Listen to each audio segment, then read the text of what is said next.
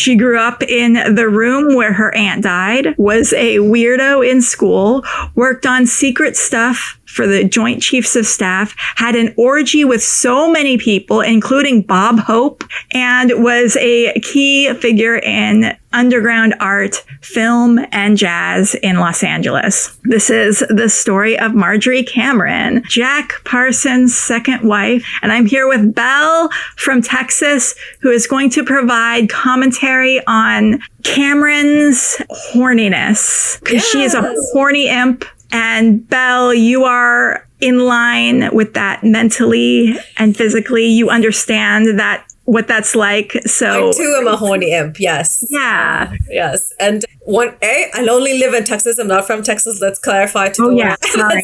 No, you're good. But second, you're coming to the podcast from Texas, but you're from Ecuador. Yeah. No, but as you were giving the description, I was like, have I found my new hero?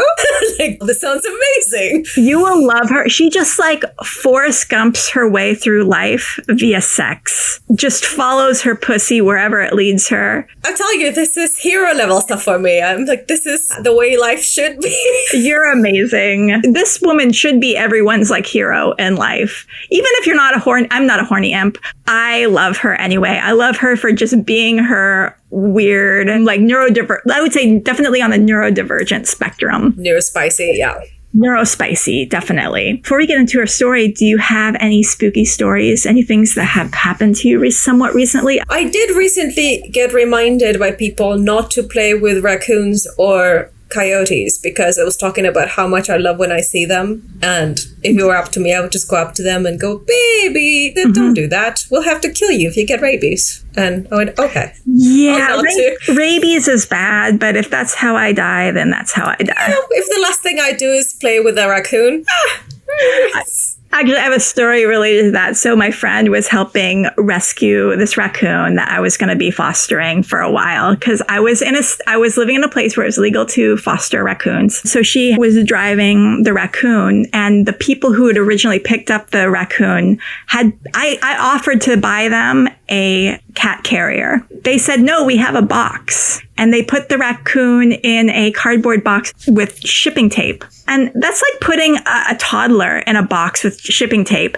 It just like took its little hands and it just peeled it away and it was like, hello. Then my friend who was driving this raccoon had a loose raccoon in her car. So she could have been pulled over at any point by a cop and had like a loose raccoon in her car, and it would have been really bad and it would have been my fault. But long story, that raccoon lived many years, was just the best little guy. I kissed that raccoon so many times on the mouth. And you were like, Pocahontas, you had your own raccoon. Oh, this is bigger. I like this. Oh, that's beautiful. Also a story that could be a Taika Waititi movie. So, Oh my God, the things I did for that raccoon. I drove cross country with that raccoon. I stayed in a Motel 6 with that raccoon. Probably don't know where the signal 16.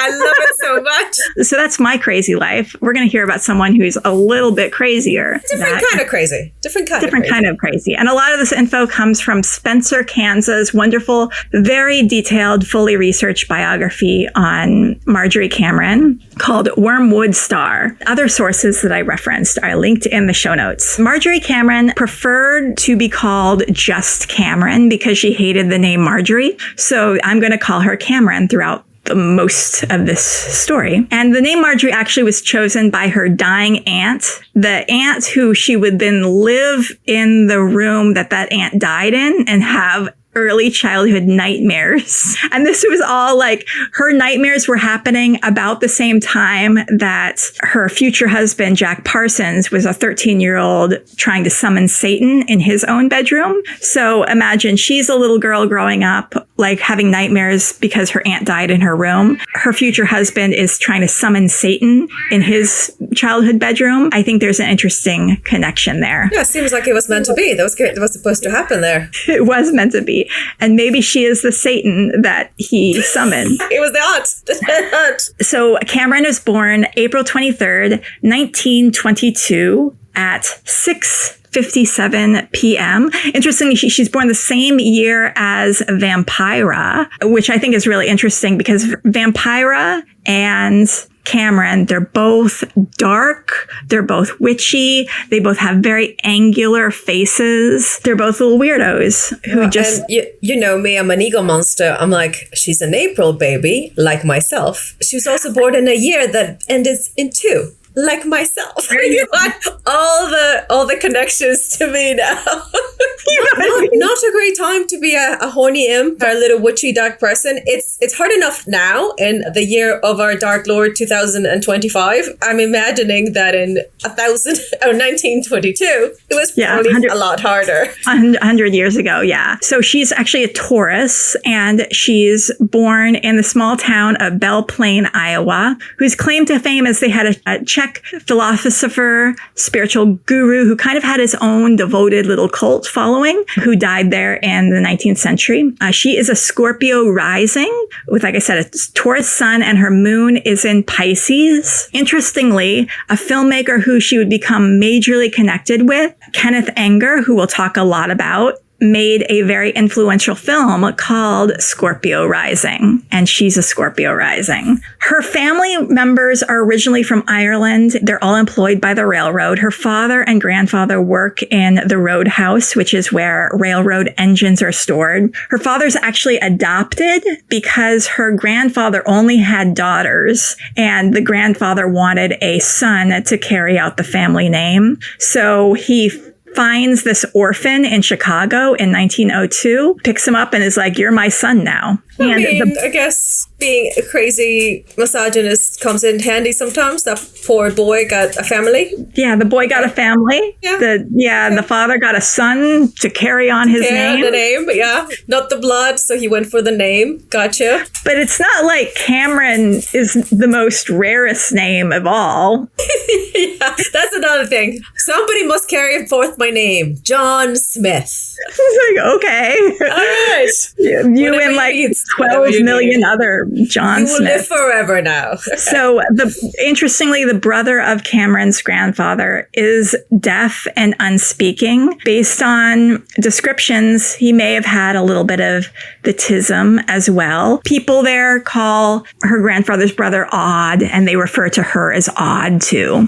The railroad tracks are a demarcation line between the haves and the have-nots in this town. She and her family are above the railroad tracks because they have a little bit of money. They're middle class. You're not supposed to associate with people below the railroad tracks. But Cameron, growing up as a kid, she will just talk to anyone. She will make friends with she tries to make friends. She has a hard time. The parents in this town don't want their kids to associate with her because she is weird. And that's lovely, isn't it? Yeah, kind of. That's being a child. Yeah. So she has a lot of nightmares from growing up in the room that was occupied by her dying aunt and the room that the aunt died in. There's lots of descriptions of these nightmares she has. She imagines, or she sees 4 white horses floating by her bedroom window. You can draw parallels to like the 4 horsemen of the apocalypse, since a lot of Marjorie's future life with Jack Parsons is going to be kind of about bringing about end times and things like that. I thought that was really interesting. And she imagines her grandparents' back garden as a hole to hell. And I think that's also very interesting, given that her future husband tried to summon Satan around the same exact time. Absolutely. And she is seeing a hole to hell in her grandparents' backyard. These two are meant to be. Also, I'm thinking if the family was Irish, odds are there was a lot of religion happening there. I mean, it was generally in the 2030s. You pretty much had to. But if you look at it, if you look at religion and what religion teaches you, it is unhinged. It's a horror movie, right? Yeah. So a child with an imagination that's steeped in religion, just a recipe for and having nightmares. Just, Yeah. And get this, she's the only person in her family with red hair. Ooh, changeling. I was going to ask you if she was a ginger. I was like, please tell me she's a ginger, because it would just make her even more perfect. Yeah.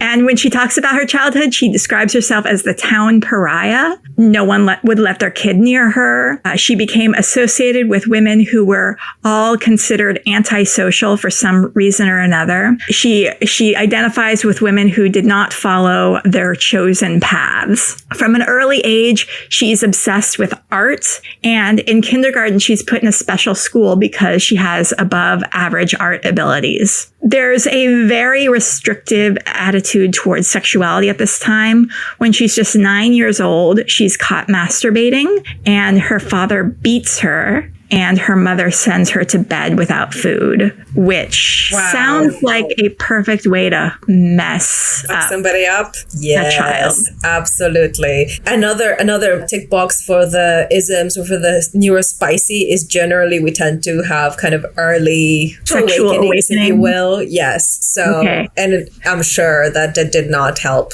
You have that. You have a ginger. You have. It's just this poor child. I was thinking, like, 9 seems really, really young, but maybe that's just like, it could happen. People could get their feelings that young. But I was also thinking, could she have been molested? Could be, I suppose. Again, 6 of one, half a dozen of the other. It could be she was just precocious. It happens a lot, especially amongst neurospicy people. It happens more than you would think, actually, at Earth, but it's demonized so much, and it's I mean, you have babies, like little babies still in their chairs and things like that you find what's technically masturbating, mainly they're rubbing the genitals against something and it feels good, and parents are always horrified. So it can happen at any time, and the reaction, especially at that age, but really even now, the way that people look at it and like it's the worst thing that could possibly happen is, I'm not surprised. It seems like any sort of negative reaction from the parents to that would fuck a child up. I'm sure there probably are lots of books about like how to approach your children around sex and talking about that. You probably want to like be extremely encouraging. If you might feel grossed out or something about that, like you have to not show that. You have to be an adult, put on your adult panties and like have conversations and be willing to answer questions maturely and truthfully, age appropriate. Yes, but all these things, and people don't. People don't now. People, I'm sure, didn't in 1930. Yeah.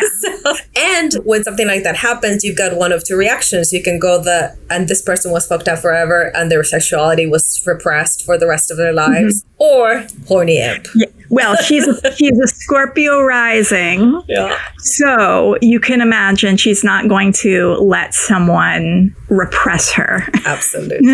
She's a Mars-ruled girl. By 14, she's sneaking out for illicit liaisons, and moving to California and Los Angeles is her dream from a very early age. In high school, she does all the art things. She's a vocalist. She's in plays. It's the Depression as well, though.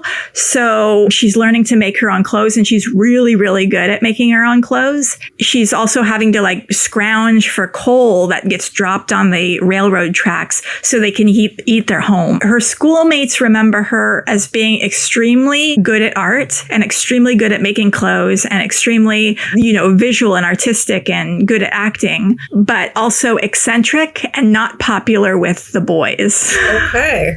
She's eccentric. All right. That's what a word. I love it. Well, I like eccentric and not popular with the boys. Like, because the boys like a tame, demure, normie. Yes, a lady. And rarely do ladies make history, as we know. Yeah. She's likable and full of fun. But this is someone's quote about her.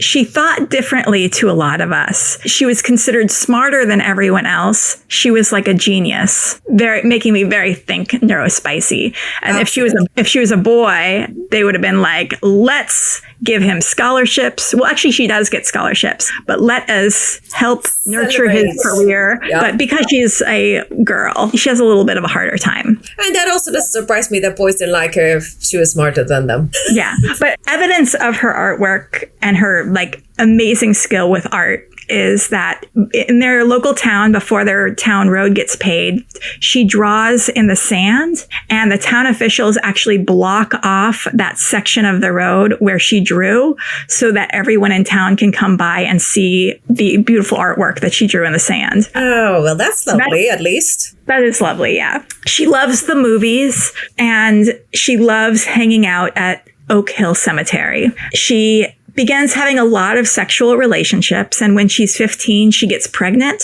and her mother performs an at-home abortion. Ooh, okay. There we go. At 17, very similar to Jack Parsons, she's working at Rock Island Arsenal, a weapons and munitions factory, which is amazing, a little parallel between her and her future husband. And she also goes to work as a display artist in a department store. The biography says that she has a doomed, unrequited love affair with a female classmate. That female classmate ends up dying by suicide. Because of that, she tries to take her own life, but fails. That sounds like a whole lot of sentences that I just said that are really, I want more details on, but literally the book just devoted a paragraph to that. My poor bi queen. I know, right? I know. This is going to be the beginning, though, of a lot of relationships where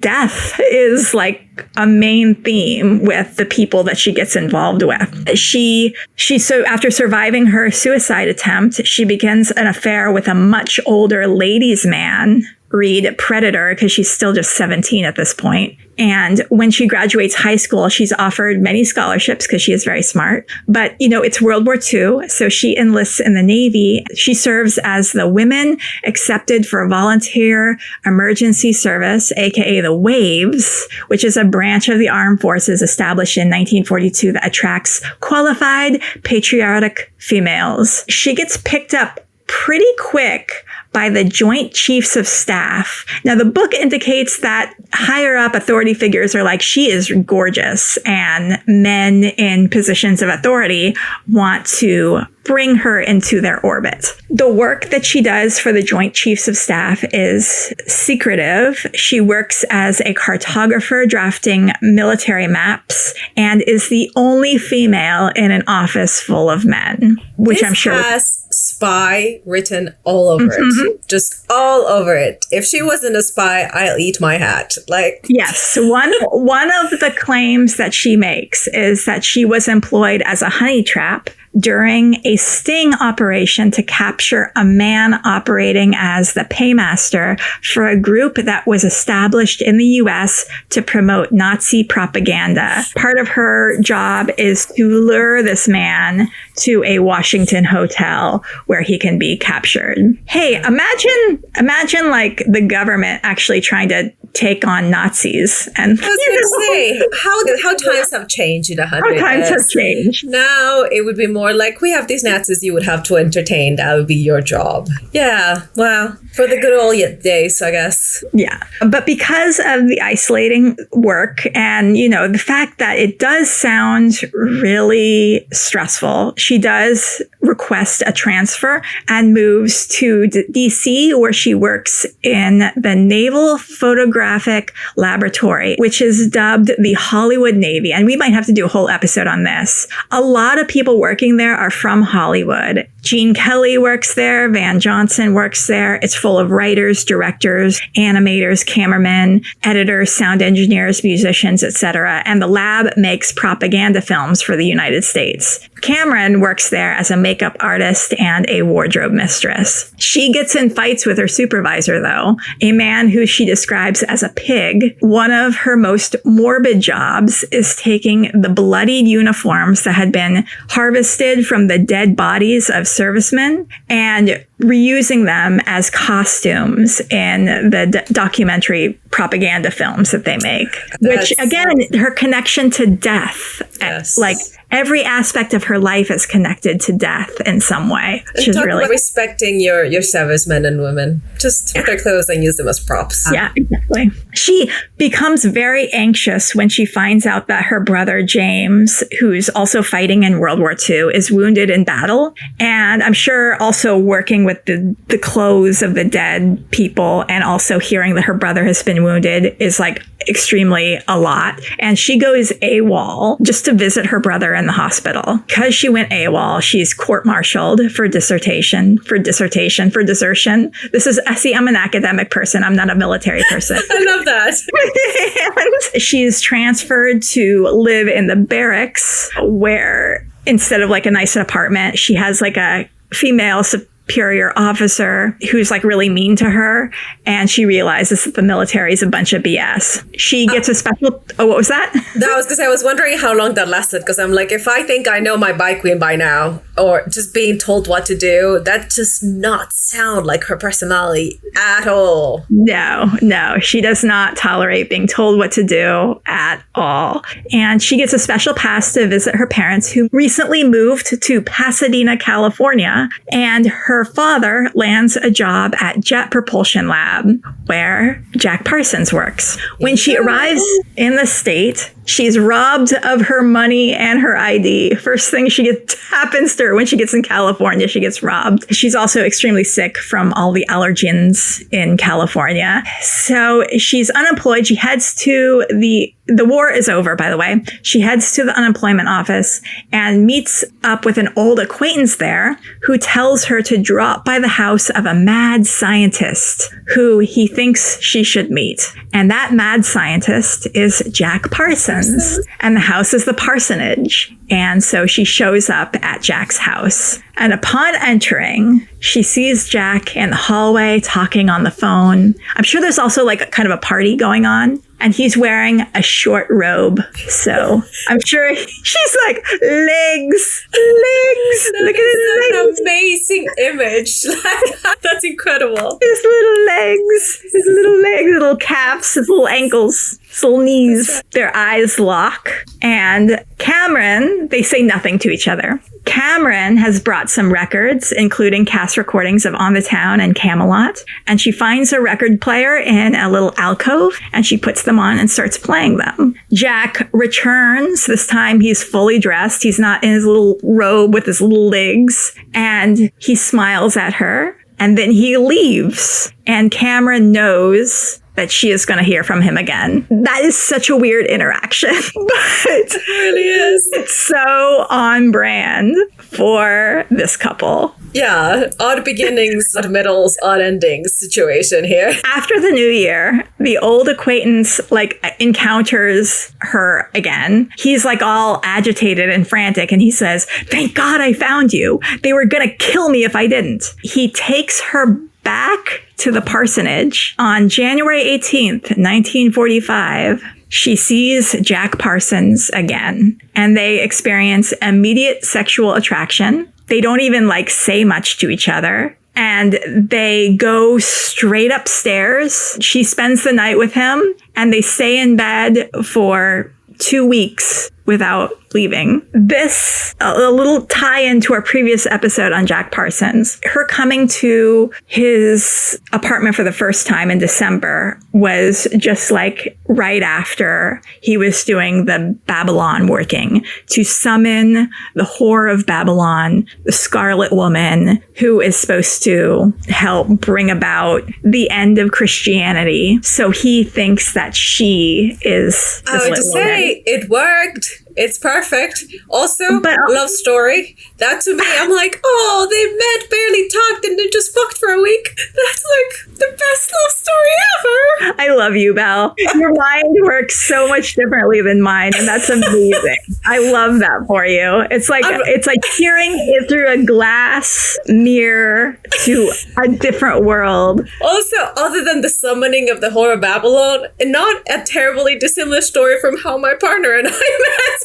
That's amazing. Did you two just like lock eyes, not say much to each other, and then quite similar. Wow, it's very like animal, instinctual. Yeah, just going by instinct alone and just letting, like you said very early, letting you lead you places. Just letting it take the lead. God. I mean, it kind of reminds me of my horse. Like my horse will just like walk up to a certain horse and be like, you, and they'd start grooming each other. But then another horse will walk over and she'll be like, no. She picks who she wants to groom with. But like, how do you know, like if you lock eyes with someone, like how do you know they're not just like some dude who wants to just get with every... You don't. You're all the time. And I can't tell you that I was like, that is the love of my life. It was more like, I want to sleep with that person, right? The rest came over time. But I'm loving this story so much. It also, another thing was, it reminded me of how hard it used to be to find and keep in touch with people. Because now, if you go, you know, my friend wants to make sure that I bring you over, you have social media, you can Google them, you can like, there's all these things, you can text them. Like before, it was just like, I hope I run into them again. Yeah. And then sometimes it seems like you can't get rid of people. Sometimes it's like, why am I continuing to see that same person in the grocery store? I don't want to see that person. You know? Or I wanted to leave high school behind. Why am I getting high school, you know, requests or however people follow me that I went to high school with? This is not good. I don't want this. So at this point, Jack Parsons is the appointed master of the Agape Lodge, the North American outpost of Aleister Crowley's Thelema religion, which incorporates Kabbalah, astrology, tarot, Western esotericism, and sex magic. And his home is the Agape headquarters. He fills the rooms of his mansion with Agape members, but there actually aren't very many Agape members, so he advertises other rooms available. And in his listing that he puts, he says that he prefers anarchists, atheists, and artist types, which honestly, that sounds amazing. Yeah, that does sound like something I would say on like, you know, my Tinder profile or if I was letting out a place in, you know, if I had a house and was letting out a place, I would be like, yes, please, let's have those qualifications. And the lodge has 20 members, which is so funny because you think of, oh, Jack Parsons, you know, so well known, this Thelema religion, like, wow, a major occult, you know, everyone knows about this, at least in California, and it only had 20 members. It's like they're a fandom. They're like a little fandom community. Exactly. They make up for numbers by being extremely dedicated. Yeah. Jack has been hanging out with science fiction writers because the science fiction writers, they like talking to Jack about rocket science so that they can make their science fiction stories more accurate. Among these writers is L. Ron Hubbard, and he was the guy that Jack did the Babylon working with that allegedly summoned Marjorie Cameron to him. She's kept in the dark about like her connection with the Babylon working and Jack's belief that she is the manifestation of the whore of Babylon. She's kept in the dark, but they are dating. They are seeing each other. Things are obviously gonna be serious super quick. But Cameron has been dating a man in New York at the time. His name is Napoleon, and she feels the need to drive cross country back to New York to break up with him, which I don't know if I would do that. I wonder if that was let me get one more in before I say, by the way, we're not seeing each other anymore. That's the only way I can imagine that being a thing. And she actually makes this cross-country trip with an unknown man, probably one of the Agape members, and he keeps on trying to like get with her the whole time, which I'm sure was really annoying. Yes. When she's making this cross-country trip to New York, this is when L. Ron Hubbard scams Jack Parsons out of his entire savings, $20,000 for this fake yacht moving business venture that he has, and skedaddles with that money to Mexico. Jack does a spell to summon a storm and eventually gets some of the money back through legal dealings. When Cameron comes back to Jack after breaking up with the dude in New York and finds out that Elron and Jack's ex-wife, not Jack's, the sister of Jack's ex-wife had skedaddled with Jack's money. Cameron paints a portrait of this woman with her legs cut off at the knees. And this is a big thing that people say a lot about Cameron, is she had a sense of humor that was mostly in the form of these very morbid drawings and paintings that she did that were really bizarre and unsettling to 1940s people. Absolutely, I can only imagine. She marries Jack in a civil ceremony on October 19th, 1946 in San Juan Capistrano, 4 days after Jack's official divorce from Helen, the sister of Hubbard's new wife. Jack calls her Candida, which I'm sure has some mythological meaning, but I hear Candida and I think yeast. It's fiction. That is exactly what I was thinking. But yeah, there's I want to say there's even like an opera and things like that, Candida, but yes, also just unfortunate. He shortens the name to Candy, so he calls her Candy. And side note, Jack wears a necklace that is a little penis with wings on it. Oh, where is that jewelry line? Sure, you can find an Etsy store with a winged penis for a necklace. Or we should start a Haunted Hollywood Hour Etsy line. And there you go. Start the t-shirts. Start the penis with the wings be the first t-shirt. Yeah. So at first in her relationship with Jack, she's not keen on the religion. She doesn't really like being called a witch. But the beginning of their relationship actually sounds really great. They never fight. They make each other laugh. She gets to spend a lot of time working on her paintings. She has no job. He pays for everything. In fact, they do leave Pasadena. There was this kind of idea in my last episode. I thought they just stayed in Pasadena at the parsonage for like the whole time. But actually, some developers wanted to do post-war housing there. So I think Jack sells the house. For whatever reason, they move to Manhattan Beach, and Cameron starts introducing her friends to middle-aged, pipe-smoking lesbians from New York. They have a German shepherd named Freya. They hang out a lot with Robert Heinlein, the sci-fi writer, and his wife. Cameron gets miffed when, and I quote from the biography, Heinlein trades in his wife for a younger redhead in order to compete with Jack. Oh, that sounds like a great relationship there between people. Yeah. Oh, you got a hot ginger? Let me get a younger hot ginger. Exactly. So in 1947, she travels to Paris aboard a steamer, hoping to get accepted to an art school there. She also wants to go to England to meet Aleister Crowley, who is 72 at the time. So she's traveling on the steamer just by herself with her German shepherd. I guess it's custom for women at the time to dine at the officers' and captain's table if they're traveling alone. Part of me is like, is that really a thing? Or those officers say, oh yeah, if you're a woman, you should dine with us. If you're a single woman, we'll take care of you. And also there at the table is a New York Times correspondent named Arthur Knock. She kind of wonders if she is being followed by potentially the government because she is the wife of a prominent rocket scientist traveling alone in Europe.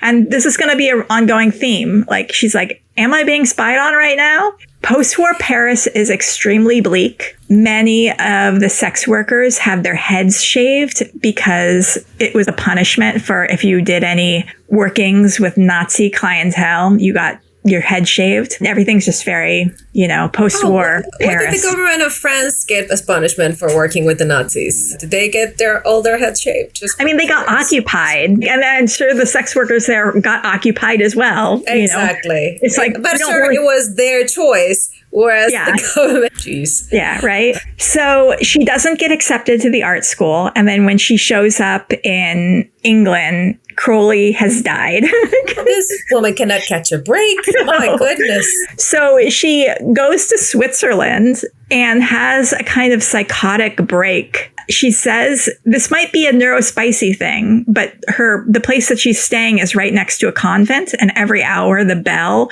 dongs. She says that the bell like kind of caused her to lose her mind, and also being in Switzerland, no one would speak to her. So she really like has a hard time. Jack sends money for her to come back. He also gets her reading a bunch of books on astral projection. Joseph Campbell's Hero with a Thousand Faces. Very prominent book. Are you familiar with Hero with a Thousand Faces? Vaguely, yeah. Okay. It's a very, very influential book about mythology and like the structure of storytelling. If you're a screenwriter or writer of any time, you read it. But it's very influential for Star Wars and George Lucas. The 1947 is a really wild year if you're a communist, because that is when the House Un-American Activities Committee hearings are going on, and they're figuring out what is going on with the influence of communism in the movie industry. Oh no. When you said that you thought that she thought she was being spied on, I was thinking to myself, she's a ginger, which the government, when that's stupid with it, we're like, if you have your head is red, then that must mean that you are in fact a communist. Rocket scientist traveling Europe,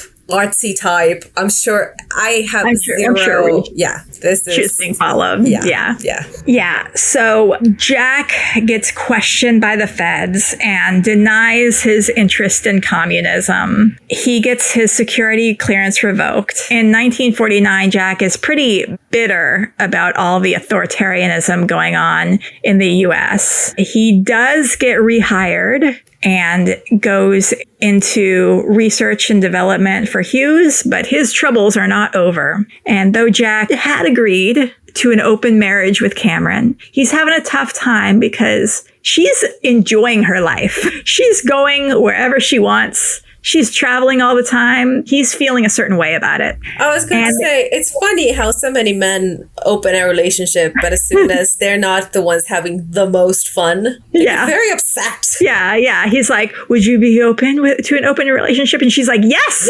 Like, why are you wait. And then so she starts having an open marriage, and he's like, wait, I'm not cool with this anymore. So they do start discussing divorce. In response to this, Cameron does more traveling. She goes down to Mexico and lives in San Miguel de Allende for 2 years and has flings with a Mexican bullfighter and a local nobleman. Meanwhile, Jack moves to a place he calls the Concrete Castle in Redondo Beach. Jack has a fling with a woman who decorates the inside of his house. And when Cameron stops by and sees it, she's like, oh, I like what she did with the place. Like, she's just thrilled. Cameron's like, nope, I'm glad someone else is decorating the house. I love that. See, I'm telling you, she's my queen. Those of us that don't have the ability to jealous and it freaks people out. Like, what do you mean? During this time, they write letters. Cameron and Jack write letters to each other. He writes a lot about the Babylon working. I don't think he doesn't quite reveal that she was the subject of the Babylon working, but he tells her all about it and why it's important. And he wants to pass on the Babylon baton to Cameron. And he writes a lot about like, what happens if I die? I want you to carry on these rituals and this legacy. And it's kind of interesting because he's having a premonition, I guess you would call it, of the fact that he's going to die soon. But he's also seems kind of aware that there's going to be this rise in everything that Jack wanted to happen with the Babylon working. Basically, after he dies, that's when the rise of rock and roll happens. That's when sexual liberation happens. Well, I mean, it's like the 1960s version of sexual liberation, which is really just like kind of crappy. It's like yes, it was the first try. We gave it a shot, ramping up. Yeah. When he does die, it's like, wow, that 1952, that is kind of like the beginning of. So eventually Cameron returns to California. Jack and Cameron put aside their differences, mostly because a very valid accusation of espionage happens. Jack has to kind of go to FBI headquarters and explain himself in this case. So what happened is he's in consideration for a gig working for the Israeli government. He uses confidential Hughes documents to draw up his proposals. And he gives those documents to an acquaintance that he knows. He's like, can you type these for me? And that acquaintance is like, wait, you want me to type up these confidential documents for an Israeli government proposal? And she gets kind of freaked out. She's like, wait, are we handing confidential information over to a foreign government? And so she reports that to the FBI, which makes me think, I wonder if she was an FBI informant, honestly. Yeah, or maybe we think that too. But maybe also people were very, when you see something, say something, that whole campaign. Again, yeah. And no funny things, if this was 2020, the men probably would have gotten elected president. So, I mean, exactly. How times change. Exactly. So Jack has to go to FBI headquarters and explain himself. Cameron gets brought in too because she was the one who handed the papers over to this acquaintance to type up. The FBI is quoted as describing Jack and Cameron's relationship this way. I love this. Quote, an odd, unusual pair in that they do not live by the commonly accepted code of married life and are both fascinated by anything unusual or morbid, such as voodooism, cults, homosexuality, and religious practices that are different. That's amazing. Can I steal that for my officiant to read that at my wedding, please? that sounds like couple goals. Like relationship goals, right? Yes, absolutely. Aw, it's lovely. Also, this file says, the subject, meaning Jack, seems very much in love with his wife, but she is not at all affectionate and does not seem to return his affection. Oh, that also has a bit of, what do you mean this woman is doing her own thing and having her best life and not in a kitchen taking care of his man? She obviously doesn't love him. It's terrible. She is the dominating personality of the two and controls the activities and thinking of the subject to a very considerable degree. There it is. If the subject were to have been in any way willfully involved in espionage, it would have probably been at the instigation of his wife. Oh my God, talk about the whore Babylon. Jesus. Which is, there's so many things to unpack there, but just always the idea, it's never the man's fault. It's never the man's fault. It's the woman. It's the woman. That's just amazing. It's amazing. They're just like, he probably is an innocent, U.S. loving patriot, and this horrible, horny woman that shut up made him become some sort of spy. I wish any of this surprised me. Okay. And this is what the FBI file says about her. Cameron is an admitted liberal, having stated dissatisfaction with the country and a desire to raise any children she may have in some other country where the children have freedom to do as they like. She has mentioned Mexico and Israel as two desirable countries. But also, Israel aside, everything else, valid. Again, I was like, yes, absolutely, that's right. That is exactly. Haven't we all felt this way, people? Yeah, so because of this kind of drama with the FBI and everything, they kind of come together a bit more, and they put aside that talk of divorce and everything. Jack loses his job with Hughes, is doing whatever he can to scrape by. Meanwhile, L. Ron Hubbard becomes a bestseller with Dianetics, and much of the book is taken from Jack's idea. And Cameron has said L. Ron used to search the dumpster behind their house to get the old papers Jack had thrown out. Yeah, that's lovely. But still, they manage to have a pretty good time. They get involved with the bohemian scene. They hang out with jazz musicians, including Black jazz musicians, which is very, very scandalous because miscegenation laws and rooming house laws. One, Black men and white women aren't allowed to be together. You can't even be a Black person and a white person living in the same house or in the same room. You will immediately get trouble from the cops for that. But they have orgies with people of all different races. Or just bringing people together. They hang out with poets and visual artists. And one of the folks she's friends with is Wallace Berman, who's a prominent artist and filmmaker. He will eventually publish a zine magazine called Samina, which I'll get to later. And he, in the 1960s, will have his likeness on the cover of the Beatles' Sgt. Pepper's Lonely Hearts Club Band. And he has a small role in Easy Rider. So that's his like pop culture influence. But he's going to play an important role in the 60s coming up. But so Jack and Cameron are doing the best they can to live their best life. They live now a block away from where their old house in Pasadena was. They're in a coach house at the Crookshank Estate. Cameron converts the loft above their living quarters into an art studio, and Jack is using the laundry room on the ground floor as a makeshift laboratory for explosives, which is not quite legal. That sounds safe. That sounds like something you want to do. You know, you complain about your partner maybe not cleaning up in the laundry room. This man is working on explosives. Has an explosives lab in the laundry room. Excellent. Lovely. In June of 1952, Jack and Cameron are planning a trip to Mexico. In fact, they're thinking of moving to Mexico permanently. One, because there's like a movie potentially shooting there that requires Jack's explosives.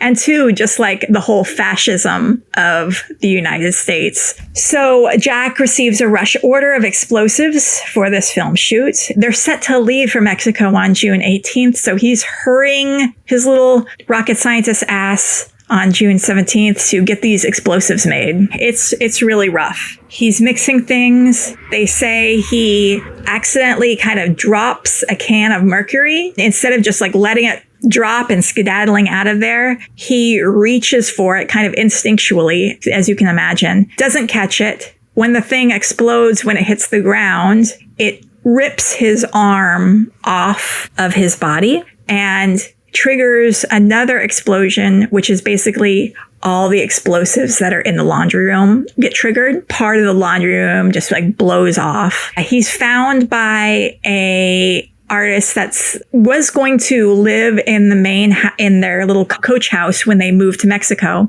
He's there, and so he goes to the scene, can't find Jack at first, lifts up this like steel bathtub that had fallen over, and Jack has been pinned. They rush him to the hospital and he dies at the hospital about an hour later. Half his face is ripped off. You can see like jaw and teeth. It was a bad time. Telling Marjorie and his mother about this is also a really, really bad time. Marjorie instantly is like, what am I going to do? Who's going to take care of me? I have no skills. I think she does have skills though. She's a makeup artist. She's a costume designer. She can do this stuff. But the mother takes it really bad. She's like having a really, really hard time. The doctor gives her sedatives. She ends up taking 40 of the sedatives and killing herself. Now, Cameron knew the cops were going to show up at the coach house where the explosion happened. So she had taken a 3-pound bag of pot out of their house and stashed it at Jack's mother's house, not knowing that Jack's mother was dead. She had just seen Jack's mother like kind of sleeping in a chair. When she finds out that Jack's mother is actually dead, she's like, oh shit. Because officially the house then gets taken over by the police. And the police are like, you can go in and take your belongings. We're just going to check whatever you take out of the house because we have to investigate. And Cameron's like, oh shit, I have a 3-pound bag of pot stashed in Jack's mother's house. How am I going to get it out without the cops noticing? So what she actually does is she brings a friend and she tells the friend to bring the biggest purse that you have. And while Cameron is getting various things out of the house, her friend takes the 3-pound bag of pot and puts it in her purse. The cops let them leave without checking her friend's purse. And that's how she gets the 3-pound bag of pot out of her dead mother's in-law's house. Well, there's the silver lining to your horrible story of bad decisions gone wrong. Lab in your laundry room, hand a woman who just lost her child a bunch of sedatives. Everybody was just firing in all cylinders on that one. Yeah. It was really interesting, though. I did the astrology of Jack and his death. He died when Mars was at the exact degree of his birth and when Saturn was directly over his sun. So, Saturn, kind of the planet of death, Mars, the planet that's kind of associated with boom, So I thought that was really interesting. Yeah, it's really cool. So Cameron has a bad time. Her husband is dead. She goes to Mexico for 3 months to escape the media who's hounding her. Oh, and by the way, Jack is just 38 years old when he dies. 37, actually 37 technically. Yeah, very young. He holds the patent for jet-assisted takeoff for aircraft. So I don't know if there is a potential reason why someone would want him dead because he has the patent. That Also, we never see, no one ever visually identified him and confirmed his death because Cameron didn't want to see his dead body. His mom died. So we're just kind of taking the word of mouth of the guy who found him. So different options that happen. So conspiracy options. So Cameron is in Mexico for 3 months to escape the media. This is when Jack's occult rocket science weirdness kind of gets made big time public in the media. She performs blood rituals to try and communicate with Jack's spirit, cutting her own wrists. And she chooses a new magical identity, which is Hilarion. When she hears about the UFO that has been seen over the Capitol building in DC, which we have to do a whole story about that because there's a connection to that UFO and Edwards Air Force Base. But she thinks that that is Jack's spirit communicating with her. When she returns to California, she attempts suicide, but fails. She couch hops with various friends until she exhausts all their hospitality, including there's some really crazy stories where her friends are like, you have to leave. This is a lot. In one case, she had this little finch, a pet finch. The person at the house was taking care of it. And for some reason, it just dropped dead. And then when the person at the house was like, hey, Cameron, your finch just dropped dead, she just freaks out and she gets hysterical. She picks up the finch and starts petting it for 30 minutes. And then it comes back to life. Okay. Wow. I think that's really cool, but it freaked people out. And that kind of, especially people who had kids, they would be like, Auntie Cameron is really strange. And so the people with the kids were like, you have to leave. She spends the next year in rural Beaumont, California. And no one knows why she went out to Beaumont, but it's a former mining town 90 miles east of LA out in the desert where it's super hot. There's just a bunch of abandoned houses out there. And she just lives there rent-free as a squatter in one of these abandoned houses. There's no electricity and no running water. She decorates her house beautifully with all this various stuff that she got and potentially stole in Mexico. She writes back and forth with the leader of the Agape Lodge at the time, Jane Wolfe. She illustrates a bunch of Jack's poems, songs for the Witch Woman, which will eventually get published. And she kind of starts a coven of people doing sex magic rituals with strong Black men and healthy white women using tarot symbolism. She and her friends smoke pot and do mushrooms and peyote. Out of this, she does her famous peyote vision drawing. So if you do a little Google search for Marjorie Cameron peyote vision, it's this very sexual drawing, which is her most famous drawing, where she's kind of on all fours being, being serviced from behind by a creature that sort of looks like a creature out of The Last of Us. And she has a serpent tongue. It'll lead to some renown later on in her life. But through all this magic rituals and peyote and everything, she has this desire to produce Jack's magical child known as the Wormwood Star, which is an angel that appears in the Book of Revelations. I don't know anything about Christianity, so I'm just going to read this off. Tell me if this is anything. And this is from the Bible or whatever. It says, the third angel blew his trumpet, and a great star fell from heaven, blazing like a torch,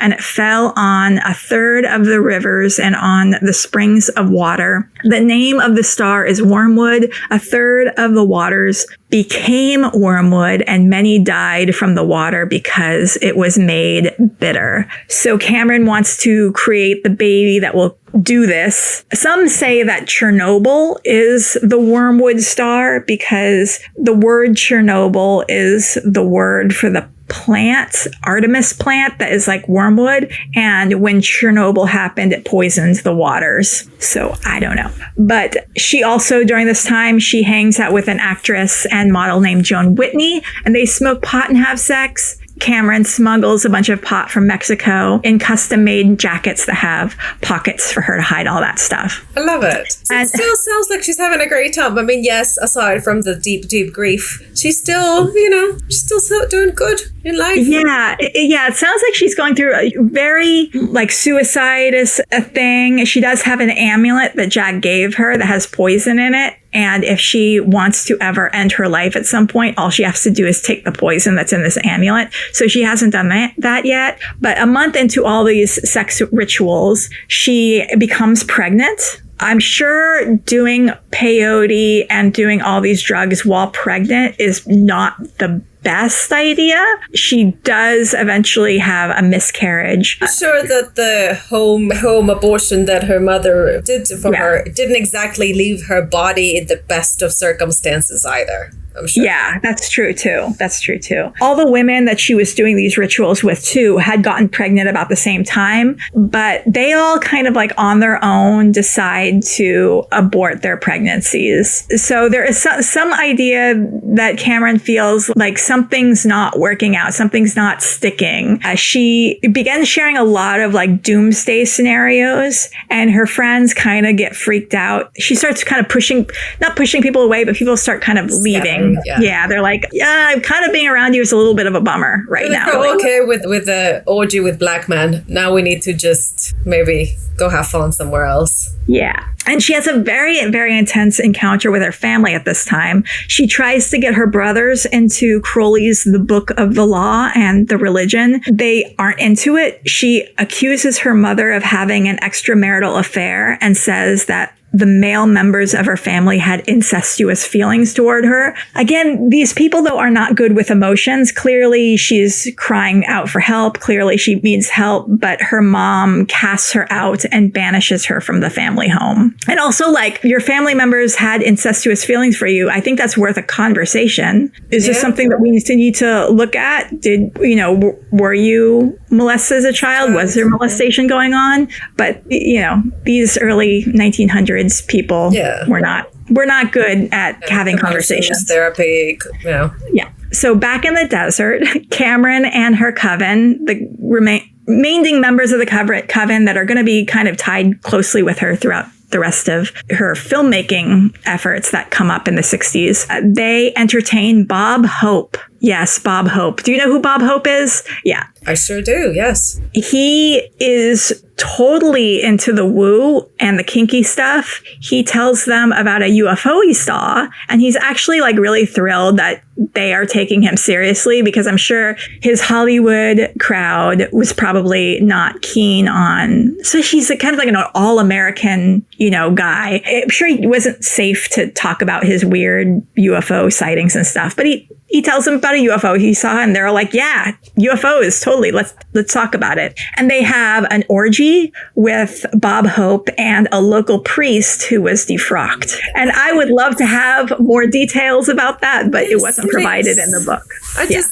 Between Bob Hope and the defrocked priest, that just sounds like a good time. It really just does. When she returns to Los Angeles, there's a whole ordeal with her on and off again boyfriend, Leroy Booth, who's a black musician. The police raid his house because he's white women and black man and not legal. They both get arrested, released on $50 bail. It becomes a big news story, and the headline is, because she gets mad when the police officer tries to take her amulet that has the poison in it. The police are like, you're crazy. But the headline is, Pasadena cult widow's amulet fails in raid. It's a wild story. story. Yeah. So she stays with members of her coven, including the artist Renata Drooks. And this is how she eventually comes into being introduced to Kenneth Anger. Who, are you familiar with Kenneth Anger? He is a very prominent underground gay experimental filmmaker. He also wrote this very scandalous expose of Hollywood called Hollywood Babylon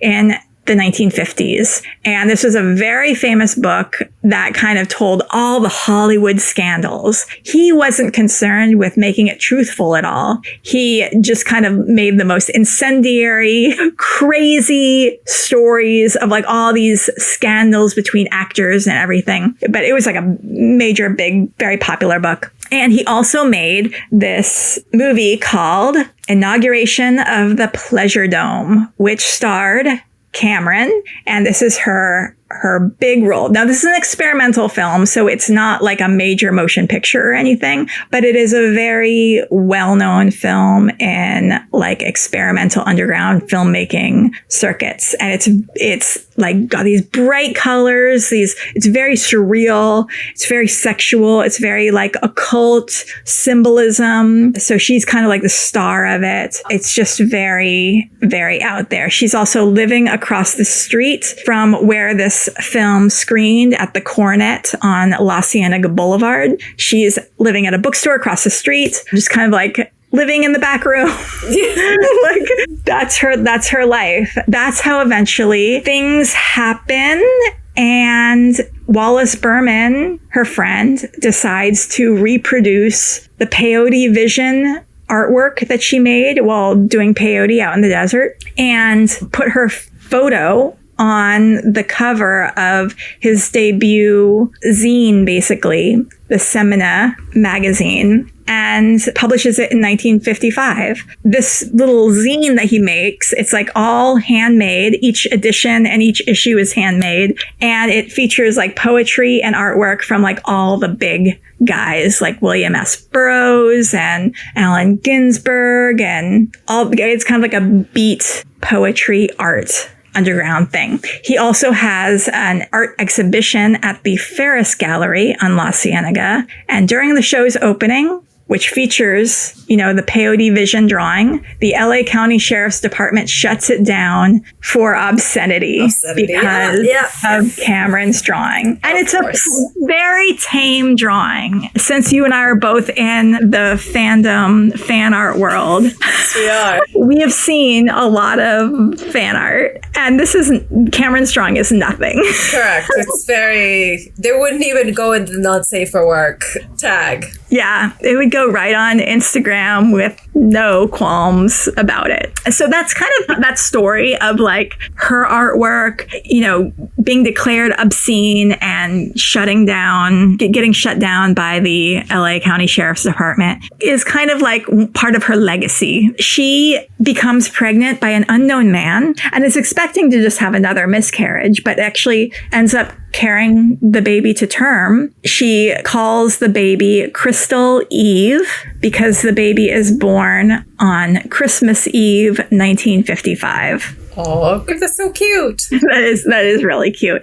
And I was able to find a picture of her today. She was very hard to find, but I found her in a parade for it was a Palm Springs Pride Parade. And, now she's like a nearly 70-year-old woman. She looks very gender androgynous, but she's wearing pride colors and hanging out with two men who have the last name Parsons. So I don't know if one of them is related to Jack Parsons and they're married, or they're both related to Jack Parsons somehow. But I thought that was really interesting that she's in between two Parsons in that the single picture I could find of her. But she now lives in Desert Hot Springs. Eventually, she marries the man who she was kind of hanging out with at the time, but who's probably not the father of Crystal Eve. His name is Sheridan Kimmel, and he is a World War II veteran with shrapnel in his brain that gives him wild mood swings. and people know him as Sherry. He tells people that when he lived in Palm Springs, he rode in Venusian and Martian spacecraft and had sex with aliens. He writes pornographic sci-fi stories, eats peyote with Indians, has a demonic alter ego called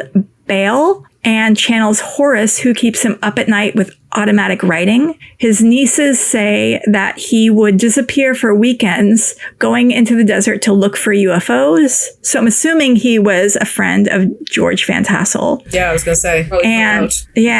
And he has a tarantula named Gar. And Sherry Kimmel, unfortunately, dies in the mid-60s, so they aren't married for very long. And during the remainder of her life, Cameron focuses on raising her child and grandchildren, smoking pot, learning Tai Chi, and making art. She passes away on July 24th, 1995.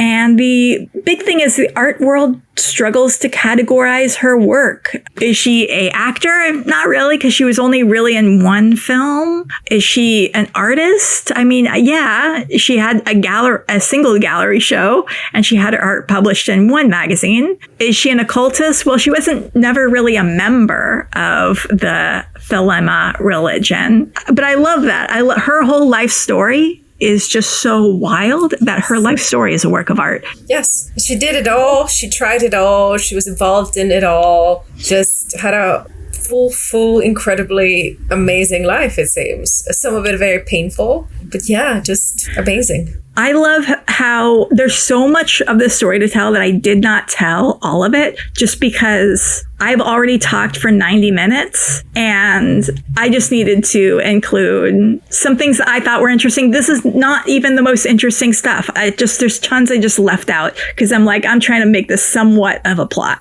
Yes.